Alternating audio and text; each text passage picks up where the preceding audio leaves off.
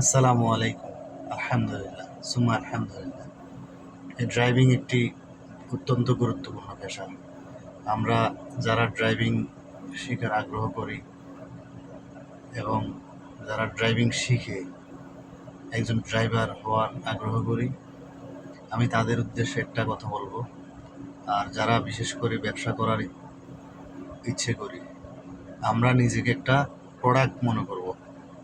আর যদি আমরা নিজেকে একটা প্রোডাক্ট মনে করি, তাহলে আমার কোয়ালিটি হবে আচার ব্যবহার, আমার প্রোডাক্ট এক নাম্বার হবে। আমি মানুষকে উপকার করব, পাশাপাশি আমার ব্যবসাও করব। আমি মানুষকে ধোঁকা দেব না, আর মানুষকে ধোঁকা দিলে আমার ব্যবসায় আল্লাহর পক্ষ থেকে ধোঁকা হয়ে যাবে।